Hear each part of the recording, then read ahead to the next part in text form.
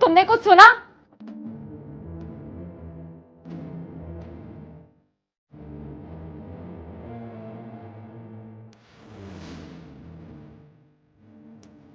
तुम्हें कुछ पता भी है इस देश में क्या हो रहा है?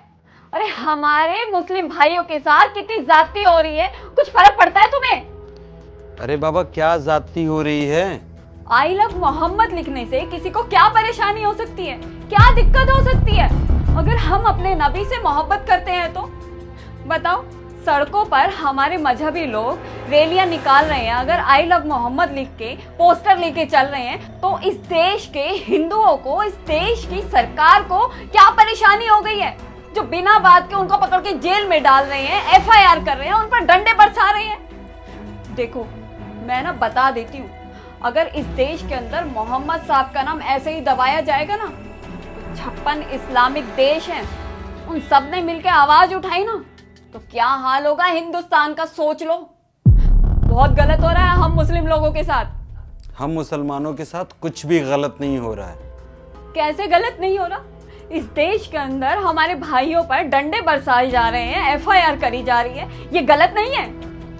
पहली बात तो ये कि वो बिना मतलब के FIR नहीं कर रहे हैं। कोई भी मजहबी जुलूस या जलसा निकालना होता है ना, तो गवर्नमेंट से परमिशन लेना पड़ता है। पता है परमिशन क्यों लेना पड़ता है? क्योंकि हम जिस देश में रहते हैं ना, यहाँ के कुछ कानून हैं। जुलूस या जलसा के लिए आप परमिशन नहीं लेंगे तो कल उसी जुलूस या जलसा में कहीं कुछ हो जाएगा, तब भी आप पुलिस पे सवाल उठाओगे कि ये लोग कहाँ थे, क्या कर रहे थे। और आज अगर हमारे भले के लिए कोई कार्रवाई हो रही है तो वो गलत हो रही है। और तुमने क्या बोला कि हमारे मोहम्मद साहब का नाम इस देश में दबाया जा रहा है? 56 इस्लामिक कंट्री हैं, लेकिन सबसे ज्यादा अगर कहीं मस्जिद या मजार है ना, तो वह इस हिंदुस्तान के पवित्र धरती पे है। और तुम क्या बोल रही हो कि मोहम्मद साहब का नाम दबाया जा रहा है? हाँ, जहां पे दबाया जा रहा है वहां मुसलमान हम चुप हो जाते हैं। चाइना में दाढ़ी रखने पे मुसलमानों का सर धड़ से अलग कर दिया जाता है। कुरान रखने की आजादी नहीं है। यहां तक कि अगर वो कोई मस्जिद बनाते हैं तो उसको ढहा दिया जाता है या फिर वहां पे टॉयलेट बना दिया जाता है, लेकिन हम मुसलमान वहां पे चुप होते हैं। जिस देश में हमें स्वतंत्रता मिली है, हमारे मजहब की आजादी मिली है, उसी देश को किसी न किसी बात से हम कोसते रहते हैं। ये बताओ, हमारा देश क्यों बटा था? हिंदू और मुसलमानों के नाम पे बटा था ना। एक पाकिस्तान बना जहां पे 20% हिंदू थे, लेकिन वहां पे आज 2% बचे हैं, या तो काट दिए गए या मजहब के नाम पे कन्वर्ट कर दिए गए। लेकिन हमारे हिंदुस्तान में 2% मुसलमान थे, आज 20% मुसलमान हो गए हैं। क्यों? क्योंकि हमारे हिंदू भाई हम लोगों की कदर करते हैं, इज्जत देते हैं, क्योंकि उनके मजहब में ये लिखा गया है हर धर्म समान होता है, सबको इज्जत और अधिकार का हक है। हमारी गवर्नमेंट या हिंदू भाई हमारे कट्टर होते ना, तो हमारी जनसंख्या इतनी नहीं होती। हम सबको एक बार सोचना पड़ेगा, क्या हम अपने देश से प्यार करते हैं? हर बार मजहब के नाम पे पत्थर उठाते हैं, कभी सरकारी प्रॉपर्टी पे आग लगा देते हैं तो कभी प्राइवेट प्रॉपर्टी पे आग लगा देते हैं। सच में अगर हम इस देश से प्यार करते हैं ना, तो यहाँ की जो प्रॉपर्टी है वो हमारी है।